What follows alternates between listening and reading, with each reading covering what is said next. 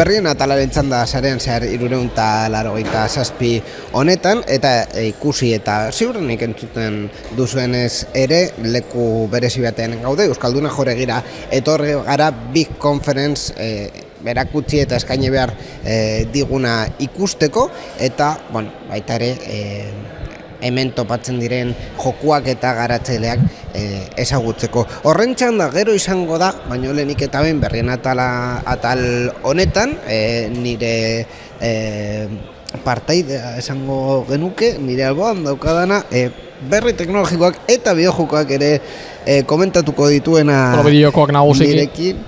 Gaizka Garmona da, Gaizka Arratsaldeon. Arrastion, bai, bideokoak nagusiki, azken baten horregatik gauzamen, no? Claro. Bideokoen inguruko ketaldia da, eta horregatik gauzamen. Hori zan nire lehenengo galdera. Gaming room kubritza etorri gara, osea. Bai, bueno, gauzitxo bat egingo dugu. Big Conferenceari buruz gero hitz egingo dugu, hasiko gara pizkat Odan gidoia gorde daiket. Atxiko gara pizkat birpasoa egiten, sarean zehar hau baita ere urtearen azkena delako, eta urtearen azkenean normalean birpasotxo bat egiten dugu, ze... Errandon baita behitzen da birpasoa? Ez dakit. Mikel, ¿en Enredando se hace repaso a final de año de las noticias? Ez da eitzen ez da eitzen. Osa, erratirako eta bideorako ere oso ondo geratu zeiz. No, Mikel ijunnaz euskeraz galdetzea, ideia super ona. Ja, ez daki. En fin, birpasoa, berri teknologikoen arloan, hasi dezakegu, hasieratik edo bukaeratik, nahi duzun... Oso, jakingo dezu, hombre, orokorrean kronologikoki eitzen da. Kronologikoki, urtarrilera joango gara, ahalik eta lasterren komentatzeko... Hombre, ez dauz berri garrantzitsuak hilabete guztitan, hori baita garrantzizkoa jakitea. Hori da, baina urtarrian adibidez, jakin genuen, Japonian, disketeak ez direla, erabiliko ez direla onartuko administrazio publikoan tramiteak egiteko. Orain arte... Urtarrian izan zen hori? Urtarrianen 31an. Duela maike hilabete, Dios! Bai, Japoneko gobernuak... Atzo entzun nebala uste neban. Berria, atzo entzun... Berriz?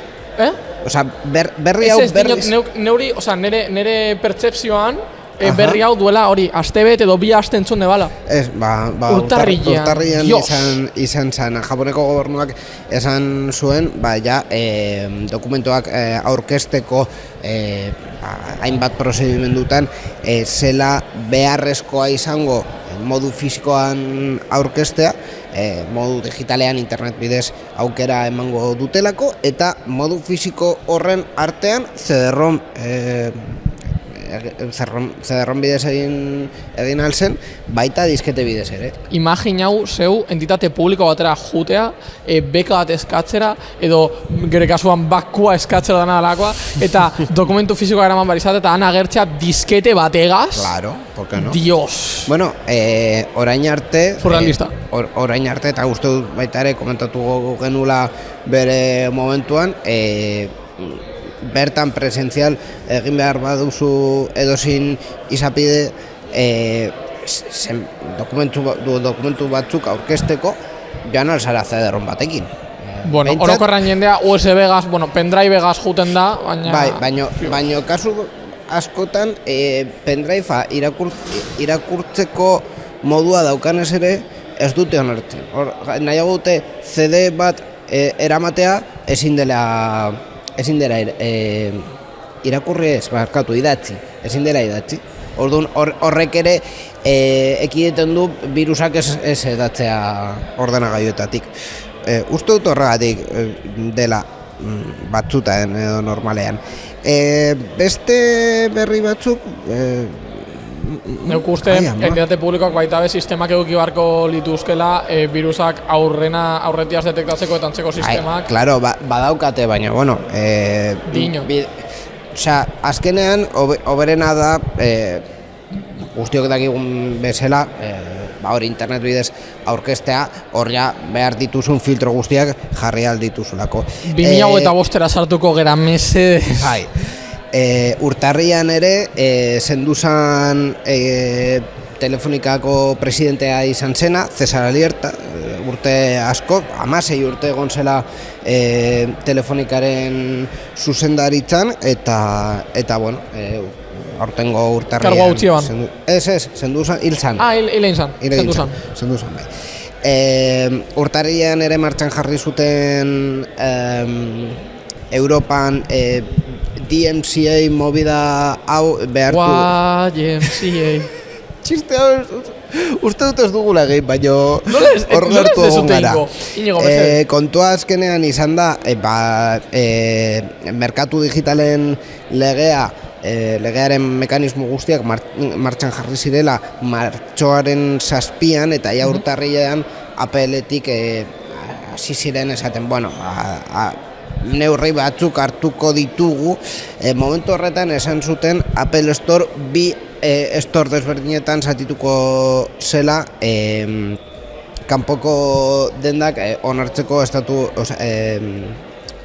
Europar Batasunean, baino azkenean ez da horrela izan. Beste mekanismo batzuk jarri dituzte, baina hori konkretuki ez dute egin App Store bat jarraitzen izaten du Appleko sistemetan. Egia da ere, azken iOS-eko bertsioarekin adibidez aldaketa bat egin dutela, pasaitzen kudeatzailea sistematik aplikazio batera eramateko, eta horrekin baita hori Europar Batasunak jartzen dituen betebeharrak ahalik eta gehiago betetzeko, edo ahalik eta gehien betetzeko. Benetan inotzuet eta zindagizuet, ez dekodan egirei bez, porque dekodan Appleko dispositibo bakarran ere iPad ade, iPad Air 2014an atera zana, eta soportea bukatu jakon uste izan zela pasan urtean, eta gehiagei dura bain dau. Eta gainera, de hecho, dato kurioso, motxilan dekot, funtzionatzen jarraitzen dau, baina karo, iOS, iPad OS, 15.8 deko, eta hasta ahí, orden badauz, deskaratu ezin daik edazan aplikazio pila bit. Logikamente. Normal. Ez dago alako eguneratuta, baina funtzionatzen jarraitzen dago. Eta gideoiak irakurtzeko balio jat. Eta datu base ikasteko.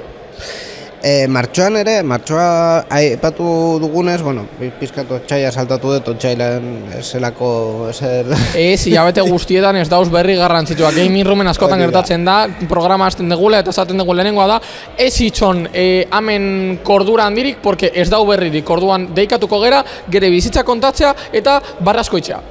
Gogoratzen duzu martxoari buruz hitz egiten WorldCoin movida hori agertu sana... Inigo alto hoitzen, mese. WorldCoin. WorldCoin. Ez dakitzean. WorldCoin izan zen batez ere merkataritza guneetan agertu zen, esango dut, enpresa bat zure irisaren argazkia hartzen zuena. Ez nekian horlan ditzen zela, baina bai. Eta bitcoinak ematen eutzi zuen, edo Ethereumak, edo ez dakitze uste ematen dut zuen. Beste txampon Dogecoins horrelako bat zen, baina movida izan zen hori, batean urteko lehen hilabete horietan agertu zela, agertu zen ez genekien konkretuki nola tratatuko zituzten datu horiek, eta bukaera azkenean izan zen datuak babesteko Espainiako agentziak kautelazko neurri bat agindu zuela, esan ez, datu hauek agian ez dituzue jaso behar. Kautelazko neurri hori izan zen 3 hilabetez datuak ez jasotzea, baina azkenean WorldCoin esan zuen horrelako aktibitatea etengo zutela. Claro, baina jadanik dekote zen datuak ez dituzte borrau. Ez dituzte borrau. Inigo, zeu jendari ordaindu badeutzazu hori eitzeko, ez dituzte datuak galduko. Porque hori da Bitcoin gratis. Hori ez dakigu. Geroxeago urte honetan ere jakin dugu WorldCoin aktivitatera bueltatu dela herrialde batzutan irisaren kontua egiten jarraituz, baina beste batzutan adibidez Espainian nahi zuten pasaportearen datuak jasotzea. Hostia. nek uste alandabe kritikoagoa dala, osatik. Es que red flag everywhere. Porque Irisaren inguruan bakit ez dekola gehiagirik, bueno, ez dekola zer ikusi handirik gaiagaz, baina Irisaren inguruan ez dakitzeuk ikusi desun, que ne hori gustatuko jatan eitzea, hori badauzala toki batzuk, non Irisa hartzen da ben, eta zere emaztea edo senarrana, eta jartzen da besan batera irudi baten eta kuadro baten eta no seke. Ez dezu inoiz ikusi? Neri asko gustatzen jat, eta gustauko leike bat izatie. Hori duela 2 edo 3 urte oso modan egon zen Portugalen. Portugalen? Begiaren argazki bat ateratzea, rollo super alta resolución, eta leku askotan... Neri gustauko litzadeak izatea emakume misteriosoagaz, honestamente, baina movida dekoana da, nahiko agrestia gara, eta ez dakit zehatzik. Osea, batzuek Irisa eskaneatzeagatik, que dekote basicamente irudi bera hori resoluzio super altuan tabar, ordaintzen dizute eta beste batzuek kobratzen dizute 120 euro. Osea, teknologia bera da.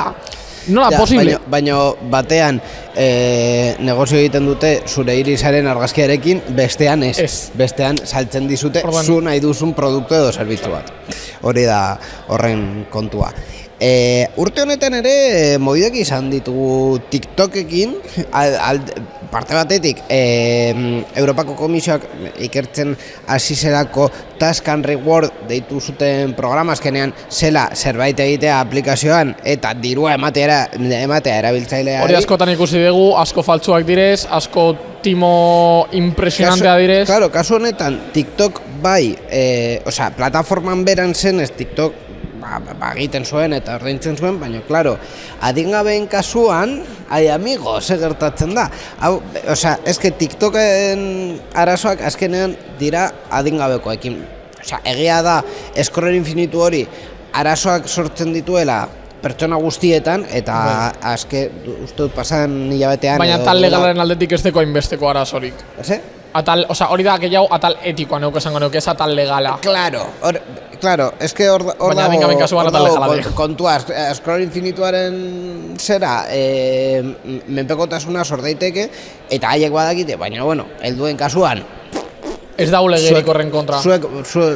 Bakoitzak jakingo duz egiten duen, baina adingabeen kasuan, claro, adingabe babesteko hainbat lege daudenez, hori baita ere berrikusi edo zaindu behar da, ez?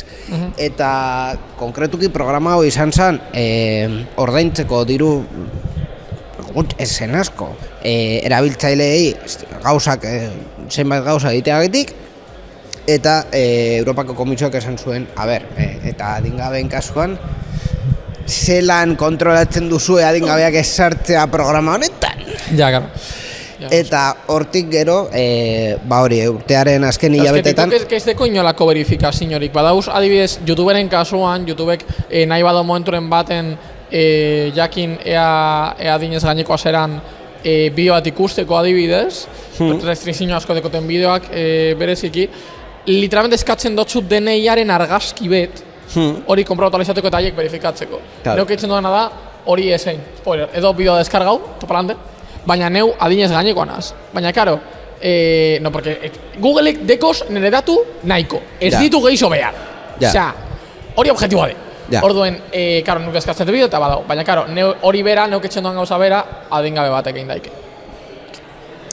Hor baita ere TikTokek dauzkan arazoak eta bueno, azken hilabetetan jakin duguna, ez? Haiek konsiente dira zea dauzkaten, baina ez dute konpondu nahi. Ez dituzte konpondu nahi. Askotan ez dituzte ikusi behin nahi. Claro, kontua da, ez daukat orain aurrean berria, baina kontua da, Estatu Batuetan haien kontra egiten ari diren epaiketa askotan ikusi dela dokumentu internoak dauzela haiek badakitela ze gertatzen ari da bere plataformarekin, baina neurri horiek hartzea diru galera asko da, orduan, ez da behitzen. Beste kontuetan, maiatzean adibidez egin zen ikerketa bat, non ez dut topatzen nor egin zuen ikerketa hori, baino ikerketa bat egin zen, esaten zuela beste gauza batzuen artean, 2013an interneten existitzen ziren horrien erena baino pizkat gehiago desagertu dela. Hau da, interneta dirudi edo ez, ez da betirako kakotxen artean, bale? Zikloak dekoz. Zikloak baino kontua da azkenean webgune bat interneten mantentzea eta eztabaida hau izan dut duela oso gutxi pertsona batekin eskatzen zuena bere webgunea berriz izatea interneten.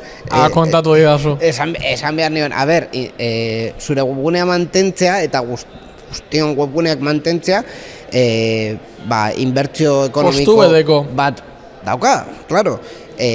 Orduan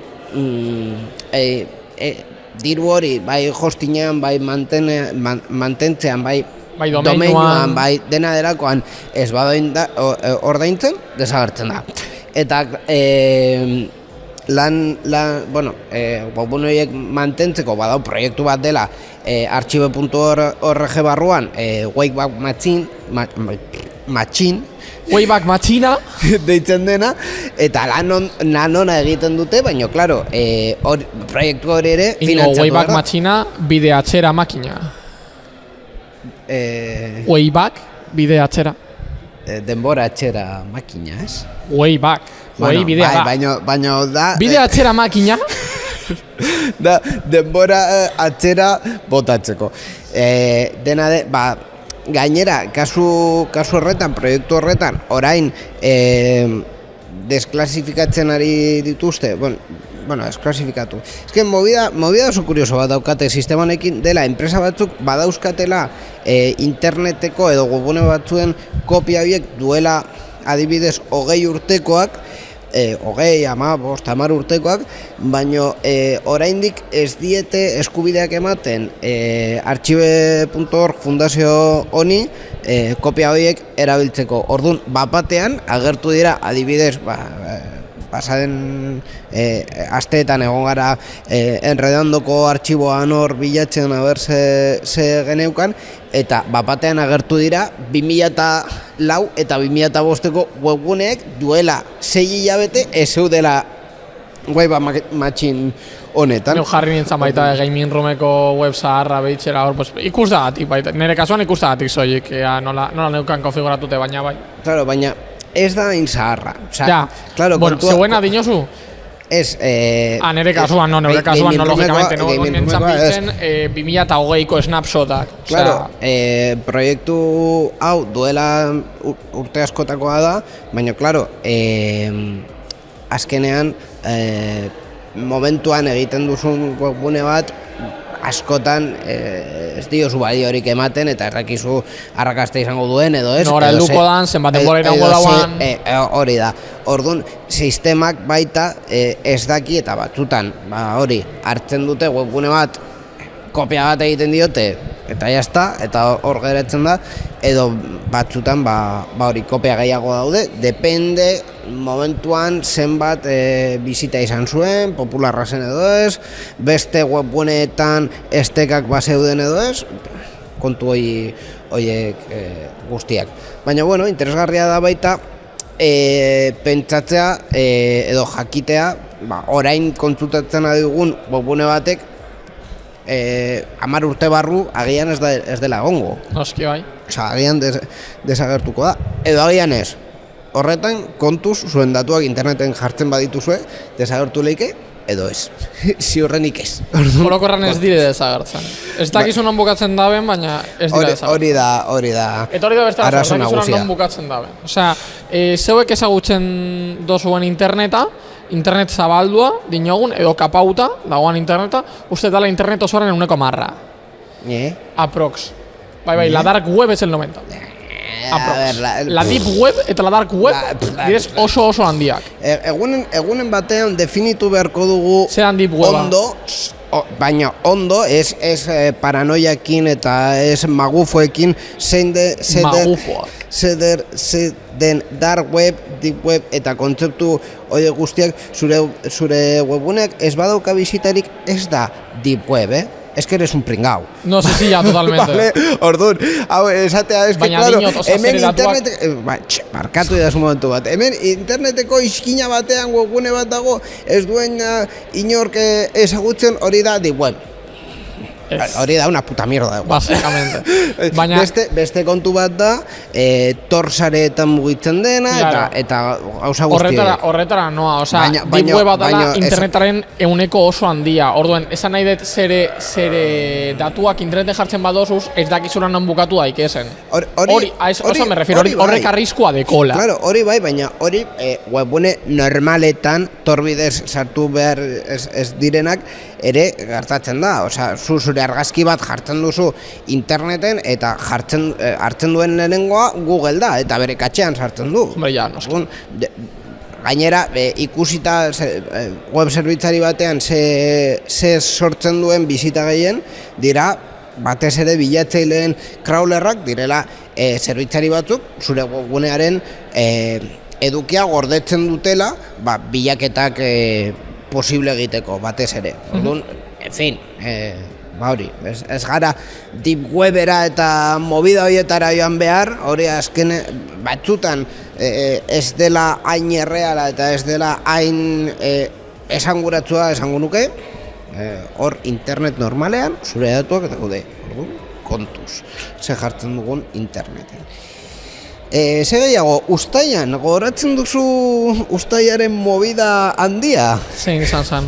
Uztaian, eguneak eta bat jarri zuten CrowdStrike antivirusan eta ordenagailuak Aireportu kolapsatuak. berrastean, gauetan, normalean gertatzen dena sistema batzutan, ordenagailuak ez ziren. Baki usatxik izan zen edo neuk nahi dezu teknikoa izatea? A ber, basikoki izan zen, ez bana izoker, izan zen, esango nuke, memoria, osea, antivirusaren eguneraketa saiatzen zela memoria edo fitxategi batean memoria posizio zehatz batzuk erabili nahi zituan. Ez direnak existitzen, ordu... No, existitzen direz, baina movida da, kasu honetan Windowsekin funtzionatzen ebenak, Microsoften sistema eragileak, Windowsek, memoria posizio horiek erreserbatuta deko. Hori da. Eta memoria posizio horiek atzitzen saiatzen daben edozein prozesu galara zeitzen dau eta itxeitzen dau. Baina Microsoftekin batera kernel mailan, osea Windowsekin batera kernel mailan CrowdStrikeen antivirusaren mobidak inizialitzen zen zirenez, Windowsek ezin eban CrowdStrike hori gabe funtzionau. Beraz, bera propioki leitzen zen. Claro, es que... eta pantailazo azul. Horrelako antivirusak basikoki sistema mailan dira driverbot bezala. Sistemak ez da hori gabe funtzionatzen. Hori da, sistema eragileak ez dago azten driverrik gabe eta horrelako... Orduen, hiltzen eban, funtzionatzeko behar eban prozesu bet. Pantailazo azul. CrowdStrike arrakasta. Eta hau printzipioz, soluzio oso erraza eban, baina ordenagailuak aldi batero soik ordenagailu batean egin zaiken lan. Sartu behar ziren beste sistema batekin, pendrive bategaz, USB bootable bategaz. Modo seguruan sartuta, Windows behartzean modu seguruan sartuta ja konpondu alzan. Karo, movida da, kendu behar zala fitxategi bet bertzioa abirazten ebana, literalmente kendu, sistema eragiletik, eta orduan aplikazioak ez zekian ez ze bertziotan egoan, inizializatzen, instalatzen eban, azken bertzio establea. Orduan, ez ekon arazorik. Baina gainera, horren arazoa, modu seguruan, astearen arazoa da, modu seguruan, normalean, sareko funtzionalitatea ez daukazu. Az dezakezu sistema modu seguruan sareko funtzionalitateekin, baina hori defektuz ez du egiten. Defektuz horrelako arazoa sortzen denean, sistema eragileak geratzen da hor. Modu seguruan sartu, artxiboak kendu eta berrabiarazi modu seguru gabe. Baina, karo, horrek direz 15 minutu ordenagailu bakoitzeko, eta banaka egin behar de. Eta bertan egin behar da. Eta bertan egin behar de, oza, teknikoa joan egin behar da, porque askotan Claro. soporte ematzen da remotoki, Urrutitik. aplikazioekaz, eta bar. Karo, kasu honetan teknikaria joan egin behar da, eta hori egin behar dau. Soluzio erraza da, bai, edonork eitzen daki, ez, ni de koña. Orduen, karo, banaka egin behar de, eta tokian egin behar de. Ja fuerte. Udan zehar ere, bueno, ni uste dut, kontatu leike, uste dut baiet, kontatu leikera. Zeuk uste? Justo egun horretan, hori harrapatu nintzen enpresa batean, ni hortik ja... Ospain zenuan. Ospain zenuan. zenuen, justo egun horretan. Osa, izan zen, la hostia, esatea, bueno, yo que sé, está el mundo ardiendo, baina ni banoa. Baina ni banoa. Horrela izan zen, egun hori oso gracioso. Tan gracioso, baino, Dios. Udan zehar ere, jakin genu, bueno, udan zehar ere martxan jarri zen Europako adimen artifizialaren legea, edo, ni deituko diot hemendik aurrera aitzaki unibertsala, esateko, eske, hau etikoki oso zalantzagarria dena Europan ez dugu egingo, zergatik, eske Europar batasuna oso gaiztoa da, eta ez digu usten etikoki zalantza sort daitezken sistemak martxan jartzea, no te jode, claro, a ver, o sea, quiero decir... Erregulazioarentzako lehen pausua esango neuk. Ez que, azkenean, nire pentsamendua edo nire Inigo, nola ezin ditudala zure argazki pertsonalak erabili nire motorea entrenatzeko? Inigo, claro, mesedez, Inigo. Claro, Inigo. Eske kontua eskenean da, ze nahiago dugu. Europar batasunak batzutan frenadas pasatzea esatea, bueno, agian pizkat gogor erregulatzen ari dituzte teknologia batzuk eta bar, edo izatea... Libre albedrio absoluto. Jauja libre albedrio estatu batuetan bezala. Ni ez dut estatu batuetan bezala ezer egin nahi. Osea, zer lo digo. Ez dekogu presidente ultraderechista egitzenaz. Momentuz. Agarren zero machos. Baina, bueno, hori beste kontuak. Iraian ere Brasil Twitter itxi zuen, esan zuen Twitter no more. 3 hilabete, uste dut 4 hilabete, 5 hilabete iraunduela hori, ja... Eta gero zabaldu da berriz. Bai, batez ere, arazoa izan zelako izunen kontua. Osea, masken enpresak ez zituen izun batzuk ordaindu, eta basikoki Brasilgo epai batek esan zuen, kutxame, ez badute ordaintzen, itxi eta punto. Ja, gero ordaindu zuten, ez dakit zenbat milioi txampon, ez dakit brasiletze daukate. Ez dakit 100 milioi, ez dakit... Uste dut dolarretan jarri zutela... Brasil izuna. dolars? Eta ja berriz ireki dute, ja, zertarako ez dakigu, baina berriz... Itxita utzi behar izan eben. Brasiletik. Ez dakiguna ere da zergatik Masmobil, bueno, Masorange orain dena Masmobil eta... Hau da Twitter bezala, de hecho Twitter esan dezu. Twitter aldi guztietan. Ez dezu isa momentu baten behin aipatu.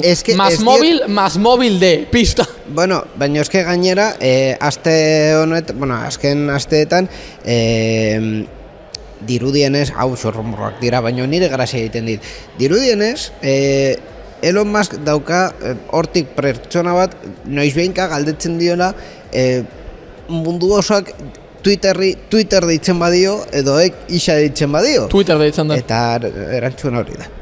Twitter deitzen da. Ere ez duguna ulertzen da zergatik Masorange edo Masmobil edo Euskaltel. Plus cosas.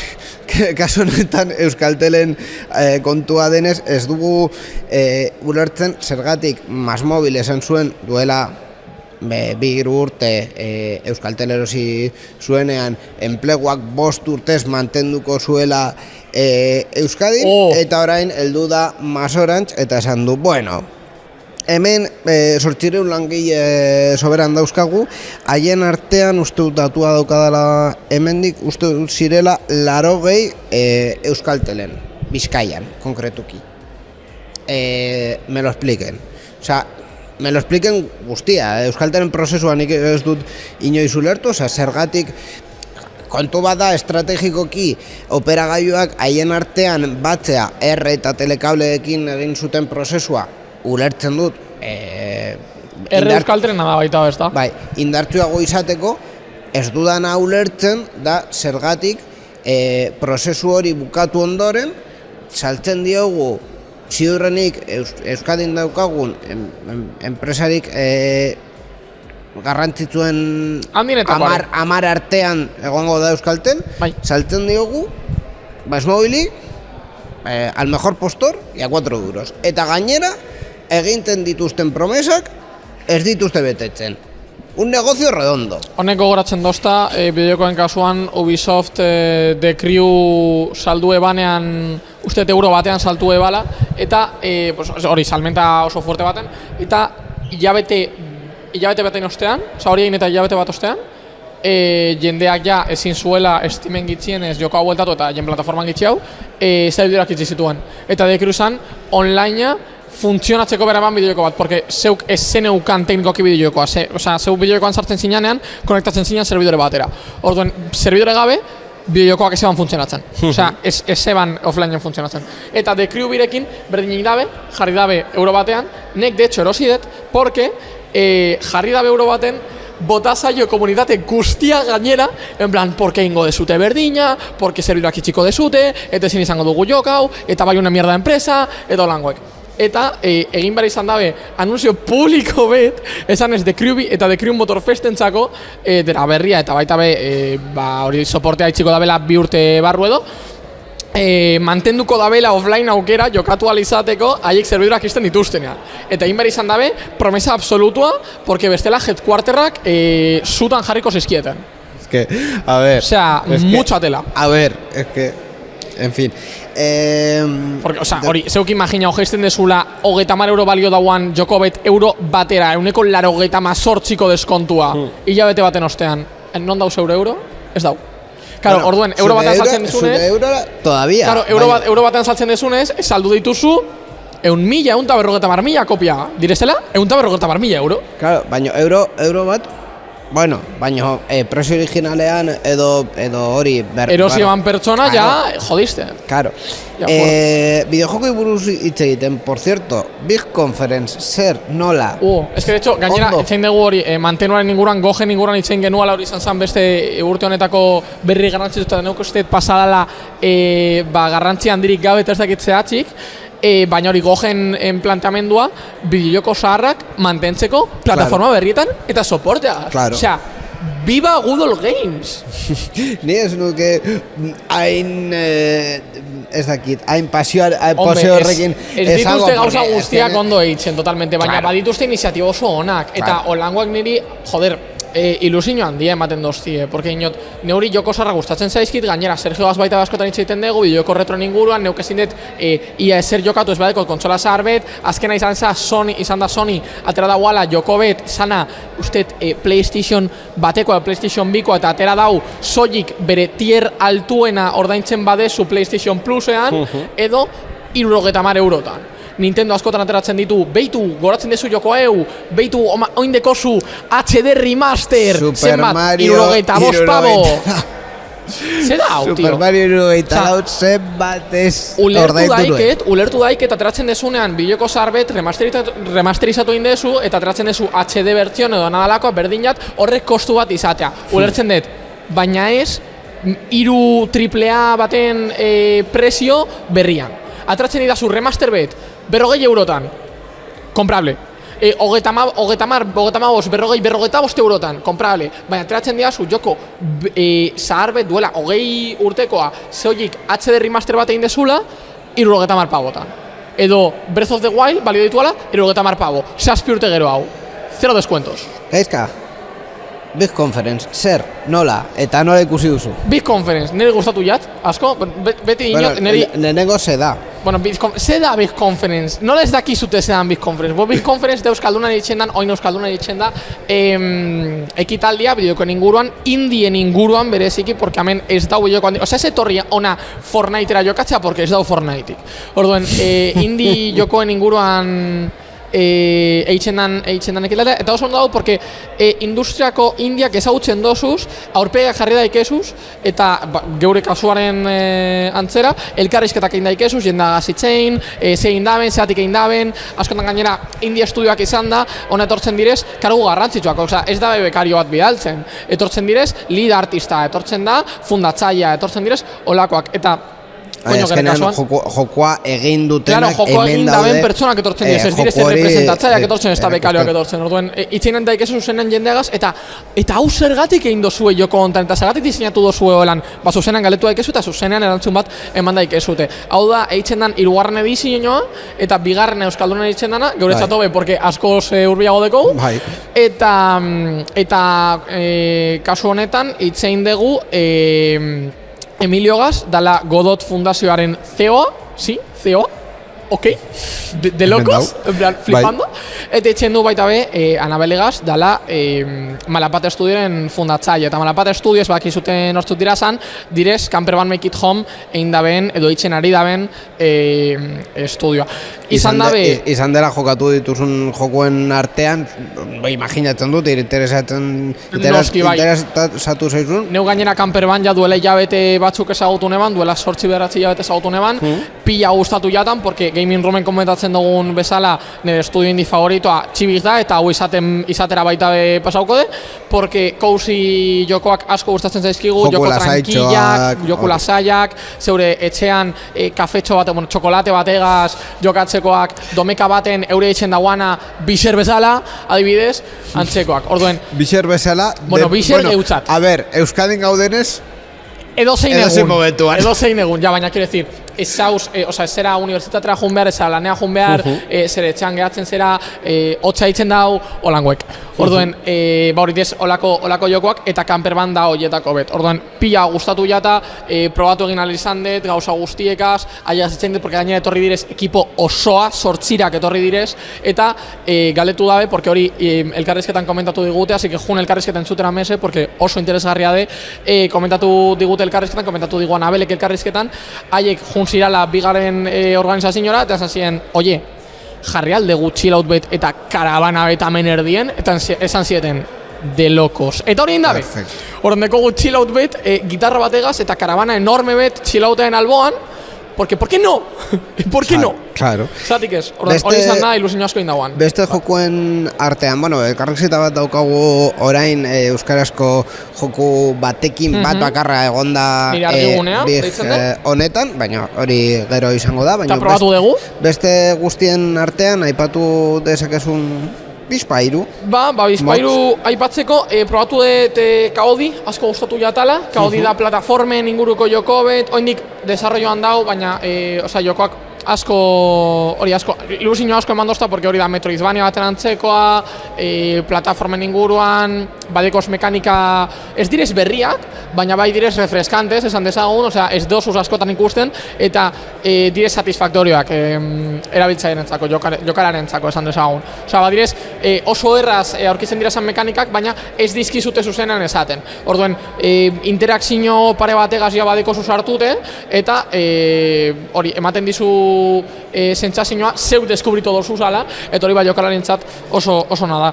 Bestalde izan dugu baita be Unicorn Wars, dala maravillosoa, oso zaila de jokoa, ez dizuet ez esango, porque oso zaila de jokoa, baina oso divertigarria da, uste pelikulaen inguruan egindako jokoa dala, porque Unicorn Wars pelikula bade, eta egia esan oso ondo egin dabe. Gainera, dato kuriosoa, Kaodinuk jokaudet Lenovo Legion Go batean, eta Unicorn Wars jokatu dut Steam Deck batean, así que gutxi, eskerrik asko. Eta gero bestalde izan dugu baita be, Sima Polaris izan dana nominatua Titanium Awarden premio batera edo bitara uste? Bai, eta bestalde ikusi dugu baita be Aitorren jokoa. etorren jokoa, dala The Great Farce, eta probatu egin dugu, dala aventura narratiboa, point and click, nahiko kuriosoa. Hau baita be badauz garapenean oindik, oza, The Great Farce baita be demoa nahiko txikia de, eta nahiko garatzeko dabe, eta Sima Polaris arte asko gustatu jat, baina usteet oindik nahiko dekotele ekilibratzeko, porque jokalbilitatearen aldetik bug nahiko ditu eta oraindik badauz esperientzia askoz be esmudagoa hitzeko behar dirazan kontzeptua, baina arte atletiko oso ondo dago pentsauta. Ba horiek nabarmenduak izan direnak aizkarentzat behingoz ezin izan dauz guztiak jokau, bale? No me juzgueiz. Osea, joko gehiagi dau, eta hori oso ondo dau. Bai, eta gainera, baita ere komponente bat dago ikustea hemen dauzen joko guztiak eta esatea, bueno, hor daukat bat begibistaz bakarrik arreta eman dostala. Ondo. Eta gainera, ilusio asko egin dozta baita, porque egia da, hemen UTAdeko eta Madrideko joko asko dauzala, baina badauz nahiko baita be, amengoak dirazanak eta industria lokala impulsatzen da benak. Osa, eta horrek ilusio asko egin dit. Porque badeko guz, nominatuak izan dirazan nahi bat, pues Sima Polaris aipatu dugu, baina abizal baita bedau, irabaz egin dauana, de hecho, usteet bideoko euskaldun honena, usteet irabazi dauala, badau Mouse Ventures baita be, osa, badauz Digipeneko hainbat, badauz baita be aurkeztu dirazanak, edo ez dirazanak aurkeztu, baina be, amengoak dirazalak, adibidez, nire argigunea, ipatu deguna, eta oin itzengo degula aiekaz, eta antzeko orduen, koño, usteet, laurden bat edo amengoak izango dira, zala. Ba, gaizka, zure txanda da orain. Nire txanda da orain. Nire argigunea jokuko garatzaileekin, sortzaileekin hitz egiteko, orain izango dela egingo duguna sarean zehar honetan.